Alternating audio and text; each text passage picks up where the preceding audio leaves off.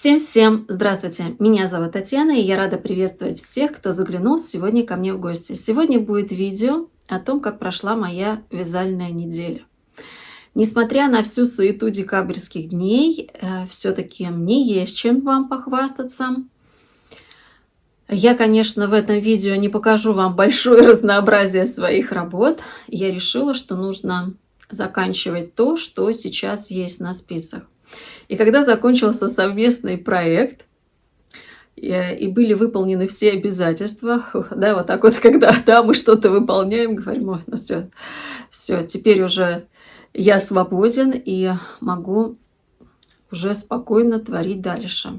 Я бросила все свои силы на другой проект, про который я также рассказывала. Мне очень хотелось, чтобы он был завершен именно в этом 2025 году.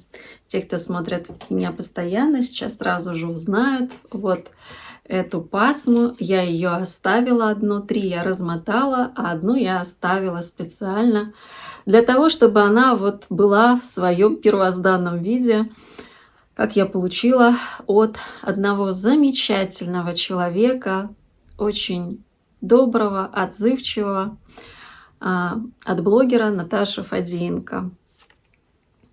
Это пряжа.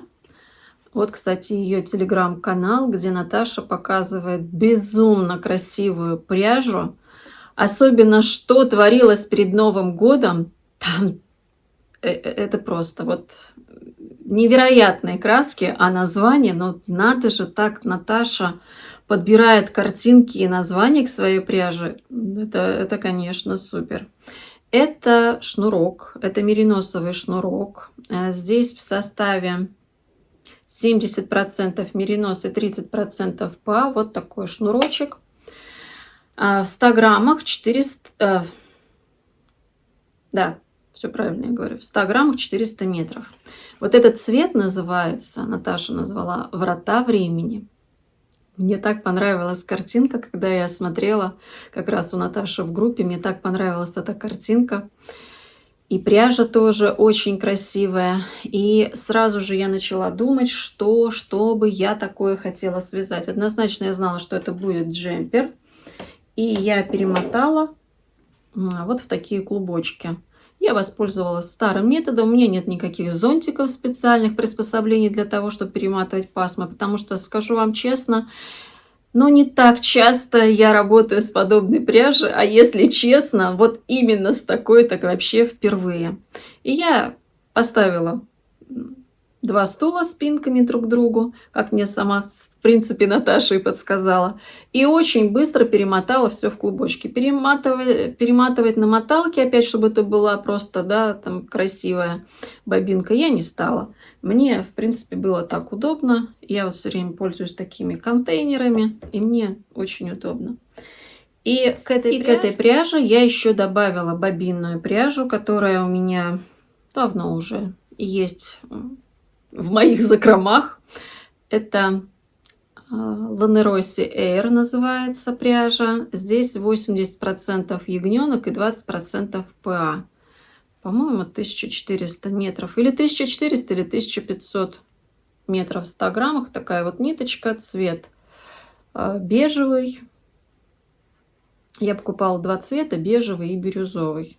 Из бежевого вязала жилет, совмещаю еще с другой пряжей. Бирюзовый так у меня... бирюзовый я тоже использовала. Я вязала джемпер «Морозную зору», по-моему, я его назвала, и там эту пряжу использовала. Вы знаете, вообще тактильно, вот пряжа одинаковая, тактильно очень разная. Вот у этой пряжи очень сильная пропитка. Очень сильная пропитка.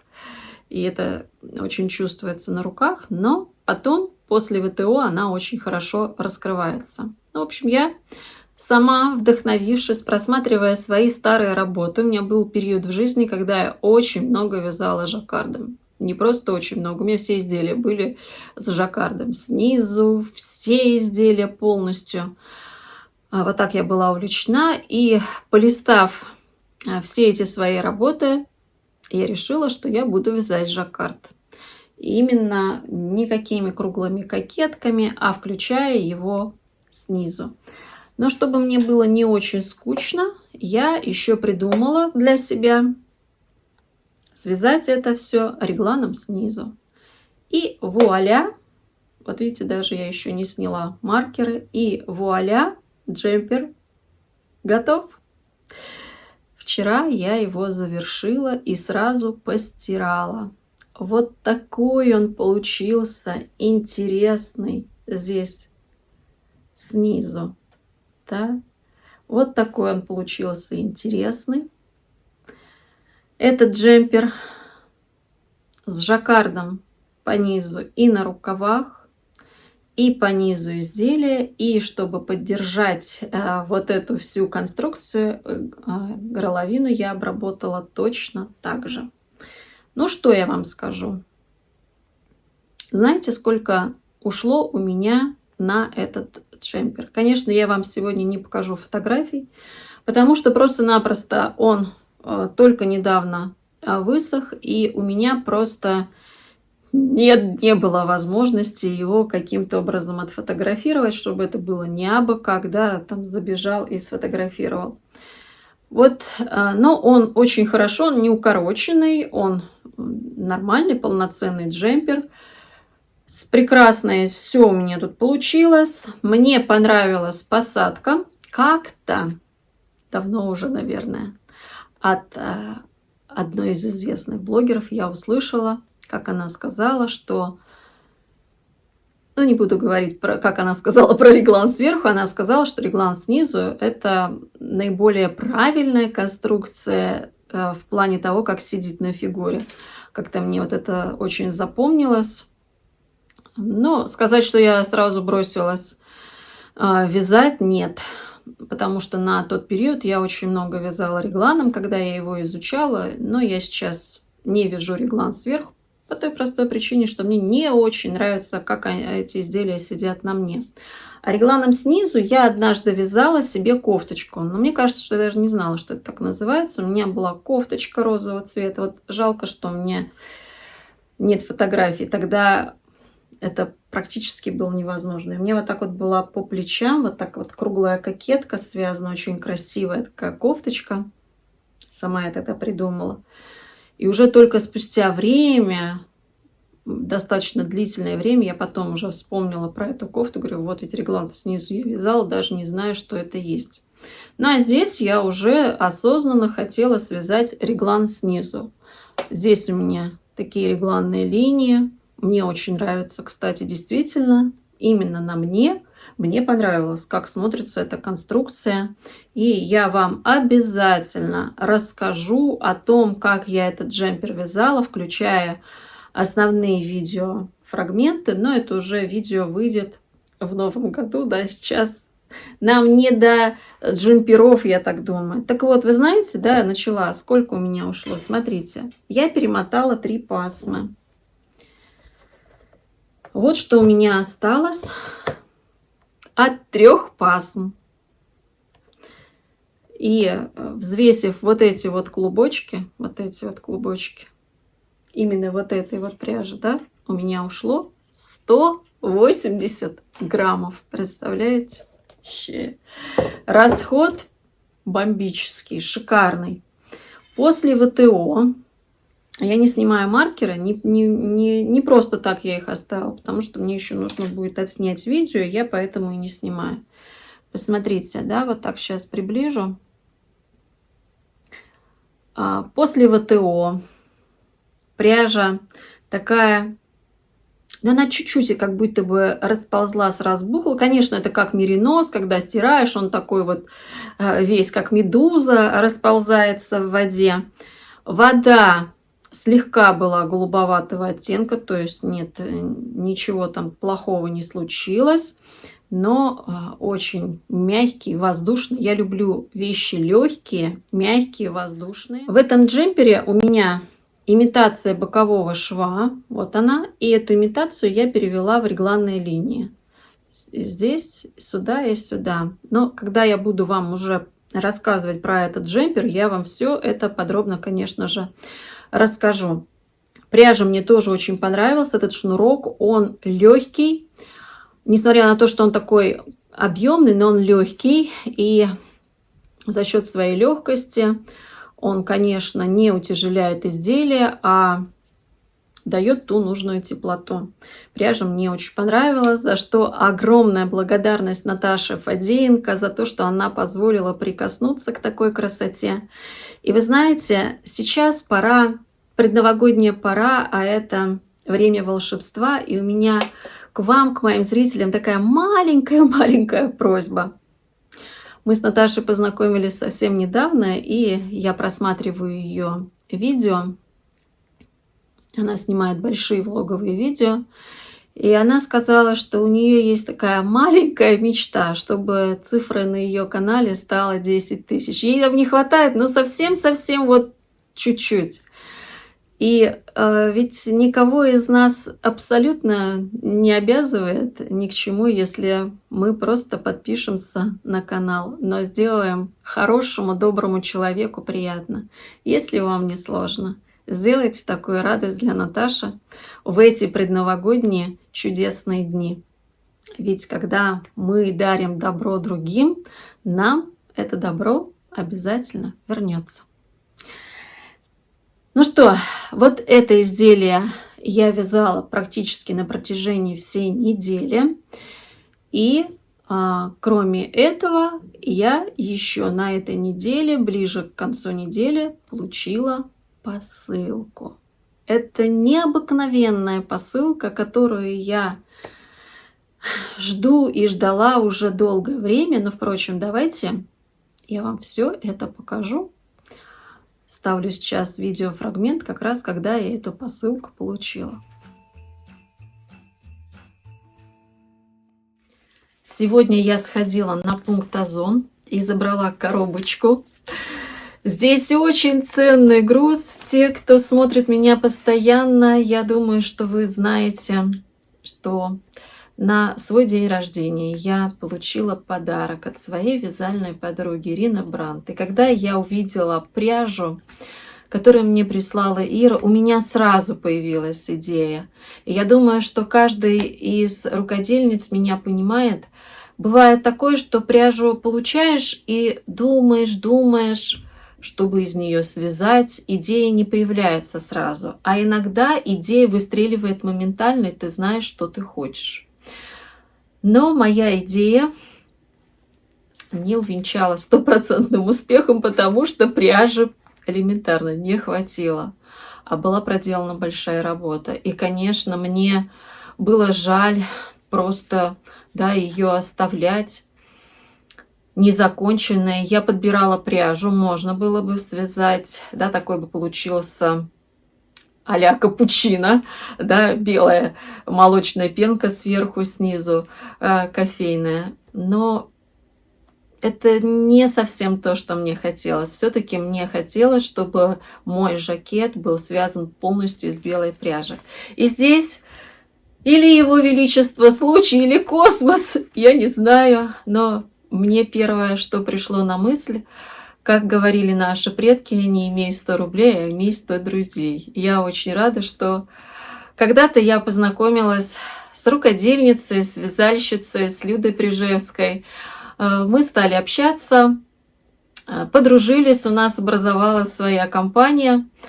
А у Люды дочка Карина живет в Швейцарии и путешествует и к своим подружкам. И вот у Карины состоялась поездка в Норвегию к своей подружке. И именно в Норвегии есть пряжа, которая мне нужна, потому что в России много есть артикулов этой пряжи, но именно вот такой не было. И, конечно, я благодарю девчонок, которые подсуетились, сходили, потратили время, нашли эту пряжу, купили. И девочка Оля, которая приехала в гости к своим родителям, а потом отправила уже эту посылку, эту пряжу к Люде.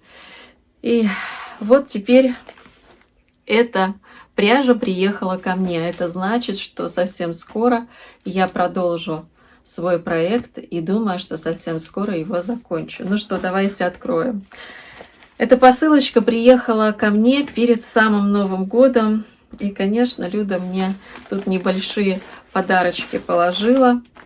Это масочка корейская. Я обожаю маски, я часто ими пользуюсь. Большое спасибо. Это здесь маска с коллагеном. Ну, в общем, конечно, буду пользоваться. Спасибо большое. А здесь для Алисы подарочек. Спасибо большое, Люда, что позаботилась и об Алисе. И здесь пряжа, которую я так долго жду. Вот она. Красавица, красавица моя альпака от Sadness Garn. Очень мягкая и шелковистая пряжа. Вот она. И теперь у меня 3 моточка. И этого вполне хватит для того, чтобы закончить мое изделие. Многие знают, что альпака, она сама по себе, да, бывает, что, да, эта пряжа колкая. Но вот эта пряжа, она очень мягкая, шелковистая, и колкости в ней нет. И она очень теплая. И мне вот захотелось жакет, и я думаю, что теперь все сложится, и жакет я закончу. Но это уже будет после новогодних праздников. Ой, Господи, спасибо большое, спасибо, спасибо, спасибо. А еще мне Люда положила подарочек новогодний. Такой пакетик. А в этом пакетике пряжа. Ну, я уже это все видела. И кто смотрит Люду, тоже видел. Очень красивого желтого цвета пряжа. Вот этот моточек. И Люда сказала, чтобы я угадала, что это такое. Но на первый взгляд, вот я смотрю, здесь есть и пушок, очень мягкая. Конечно, здесь в составе есть шерсть. Так, а ниточку надо. Ой-ой-ой, где она тут? Ага, вот. Ниточка тоненькая. Надо было, конечно, спросить, вообще это смесовка какая-то или... Ну, сейчас будем угадывать. Танечка, так спроси. Господи, боже мой, Люда! Ты как здесь появилась? Даже меня Джесси напугалась. Да, у нас же ведь, Танечка, скоро Новый год. Но это а перед Новым годом возможны всякие чудеса. Ой, ты что? Так что ты хотела спросить? Вот... Правильно ты начала догадываться. Там шерсть. Там шерсть. Якобы какая-то шерсть. Точно есть меринос, я так думаю. Ближе. Пушок. Это смесовка? Так, еще. Это смесовка? Да. Смесовка. Так, дайте ниточку-то немножко. Ну, если 2 компонента, это смесовка. Так. Когда 2 компонента, считается смесовка? Ниточка да, рвется считается. туго. Наверное, здесь ПА тоже присутствует, да? Абсолютно правильно, да, Танечка, есть ПА. А вот пушок-то меня смущает. Здесь... Неужели здесь мохер есть? А может, кашемир?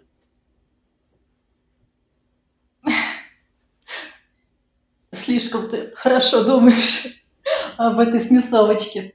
Ну, ты знаешь, иногда даже я была уверена, что кашемира. очень сложно догадаться. Люд, но здесь вот пушок есть. Вот как у какого-нибудь суперкид мохера. Нет? Ну, нет, в составе кидмохера точно нет. Нет, меринос? Я говорю, я бы ни за что, Таня, не отгадала. Чего, меринос тоже нет? Я говорю, ни за что бы сама не отгадала. Ты бы сама не отгадала? Кто кого? Да, я говорю, я бы сама, вот если бы мне дали, ни за что не отгадала. И потому что на самом деле у меня, я очень часто про эту пряжу говорю в своих видео, я купила как-то очень много разных цветов. Это ягненок. По параметрам это 75% ягненок. Но у меня какие-то такие сомнения. Неужели это вот такой ягненок? Он не раскрывается, он не кардый. Ну, такой пушочек есть, да, такой вот. И то такой пушок, не знаю, он больше, может быть, от акрила этот пушок. Ну, написано, короче, 75% ягненок и 25% ПА. Но она очень мягенькая. Но я не знаю, может быть, я мягенькая, она мягкая, она не колкая, не совсем ничего. И я тебе, наоборот, послала, чтобы ты подтвердила или опровергла это. Потому что ты ведь работала раньше с ягненком. Да. Да-да-да. У меня, кстати, сейчас тоже Вот, процесс с ягненком, и там 80% ягненка. по-другому. Мгм. Но он другой тактильный. Здесь вот чувствуешь, да, она какая-то, не знаю, я бы какой-то, я, я бы, знаешь, подумала, что вообще чуть ли не как вот бывают такие, как Лана Голд, вот эти вот, когда Мгм. сомнительный там состав, если там вообще натуральность. Поэтому, может, попробуешь там подпалить, проверить, или что-то Ну, еще как-то этот ягненок Люда, проверяется или нет. цвет. Ну вот, когда я покупала, у него нет артикула, Мгм. артикула нет, просто состав. То есть это как бы стоковая пряжа. Я говорю, я часто ее вставляю уже сейчас в смесовочки разные, добавляю и говорю, что это якобы ягненок. Что это на самом деле? Может быть, так и есть. Это я не понимаю ничего в Посмотрим. ягнятах. Надо связать небольшой образец, посмотреть. Люд, но цвет вообще обалденный. Вот так редко найти в бобинной пряже такой желтый цвет. Вот я такой желтый обожаю просто. Очень здорово, что тебе понравилось. А ты знаешь, для чего я тебе положила этот Ну давай, моточек? говори. Мне интересно даже. Ну, я хочу дать один тебе совет. Хотя понимаю, что давать совет – это гиблое дело. Уверена, вернее, думаю, наверное, ты не прислушаешься. Ну, хотя бы просто для зрителей, чтобы зрители тоже со стороны посмотрели, как они считают, имеет это место быть или нет. В общем, помнишь, ты, наверное, должна помнить, я вязала один раз себе изделие в белом цвете, кимоно оно называлось. И там я Угу. к чисто белому изделию, сейчас у меня, к сожалению, его нет, я тебе фотографию дам, ставишь, покажешь зрителям. И в этом изделии я чисто белой пряжи добавила желтую обработку. И я тогда подумала, надо же, как красиво это получается. Белое с желтым, да, кажется, вот какие-то не сильно комплементарные цвета. И зрителям всем так понравилось, многие говорили, тоже удивлялись, что надо же, так красиво белый с желтым сочетается. И тогда я думаю, надо запомнить на будущее, что у белого красиво обработка в желтом цвете. Но будущего так и не случилось, никакого белого изделия не связала. А когда я увидела, что ты вяжешь белое изделие, еще тогда, помнишь, ты писала в комментариях, Танечка, подбери какой-нибудь компаньон. Вот, ну, тогда не стала тебе советовать, потому что я не знала, какая у тебя там что наличие пряжи. А сейчас я понимаю, что вот этим, если этим желтым цветом ты сделаешь обвязку по контуру, тоненькую обвязку по контуру, мне кажется, это будет смотреться замечательно. Ну, хотя бы попробовать. Но ведь, Ну, или зрители пусть это тоже слушай-ка, но скажут, ведь ромашка. имеет это место быть или нет. Ромашка-то ведь бело-желтая. Конечно, белый с желтым должен сочетаться очень хорошо. Ну да, логично, да, логично. Спасибо Так большое. что вот у меня какой. Еще я же ее тактильно держала, и твою пряжу тактильно держала. Шикарная твоя альпака. И я вижу, что они очень такие, прям очень похожие чем-то. Такие же вот воздушные обе эти ниточки. Поэтому попробуй. Может быть будет такой вот, Угу. как сказать, красивый нюанс в твоем изделии. Ну, я хотя понимаю, что советы, я самой всегда советы очень отношусь настороженно, потому что когда есть своя идея в голове, уже практически ничем не перешибить. Ну, мне просто вот для интереса решила, Ну, посмотрим, и чтобы ты посмотрим. угадала, что за Посмотрим. состав. Спасибо большое. Спасибо, Люд, большое. А ты про метраж приблизительно сколько скажешь там? Но здесь, мне кажется, 1500, 1400 или 1500, мне кажется, на 100. Ну, какой ты молодец. Все-таки тебе хорошая интуиция, тебе хорошая. Но я Хорошо, молодец. Правильно, 1400 метров там. Я из такой ниточки же часто вяжу, тоненькой. Я люблю, кстати, такую тоненькую Ну да, нить. ну правильно. Это же была уверена, что да, это ты Мгм. все сказала правильно. Ну что, Так что вот, будем... или, может быть, знаешь, или, сейчас, минутку, или это у меня уже от нашего креативного проекта пошли, знаешь, только креативные какие-то идеи. Как у тебя? Как тебе наш вообще проект креативный? Слушай, ну вот знаешь, креативный проект всегда дает такой, знаешь, импульс, и тебе возможность, тебе нужно, то есть голова совсем по-другому работает. Ты действительно начинаешь уже думать и видеть по-другому. Но проект вообще шикарный, замечательный. Я очень рада, что я решила поучаствовать. Ну, мы тоже, И очень рада изделию, да, которое я мы тоже создала. Я не обалдею. ожидали и таких отклика. Да. Из тебя очень красивое изделие Спасибо. получилось. На самом деле держала интригу до последнего, чтобы потом все ахнули. На самом деле очень оригинально. Тебе там и цвет, конечно, все твое. Фасон очень интересный. Вообще здорово. Здорово. Так я вообще любых, всех наших участников нравилось смотреть. И зрителей я просто в этом чате пропадала, в зрительском. Там так у нас было активно, весело. Но не знаю, когда сейчас на данный момент, когда ты выпускаешь видео, вышел наш гала-концерт или нет, пока это я не могу сказать, но мне кажется, там будет тоже все Мне очень тоже интересно и очень достойно. интересно Показ работ посмотреть на зрителей. зрительские работы, ведь там у вас 140 человек, 140 работ, а кто-то вязал, если больше, то это, конечно, там, я думаю, есть чем вдохновиться. Нет, Таня, скажу тебе по секрету, 140 человек, там большая часть это просто наблюдатели. Работ, конечно, намного меньше, но это всегда так. И пряжи показали намного больше, чем потом готовых работ предоставили. Конечно, мало кто, многие не успели, сроки все-таки сжатые, пора у нас очень напряженная, Ну да, все да. куда-то торопятся, все в каких-то всех дела свои, да. Ну, я очень рада была тоже тебя повидать через экран на Спасибо, твоем Люда, канале. спасибо. Всем твоим зрителям. Я забыла поздороваться с твоими зрителями. Всем зрителям Таниного канала привет. Да, вот так вот резко ворвалась.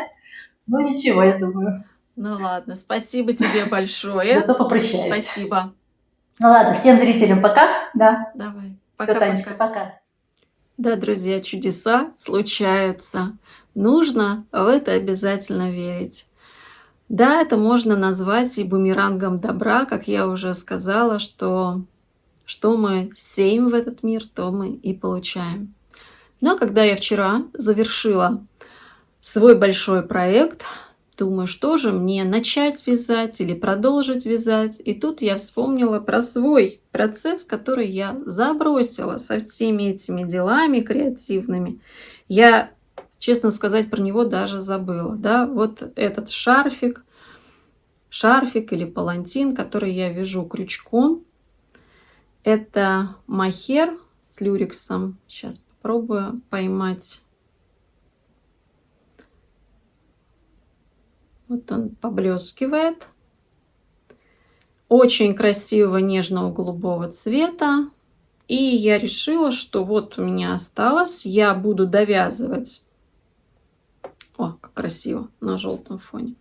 Я буду довязывать вот это все, что у меня есть. Ничего я покупать не буду.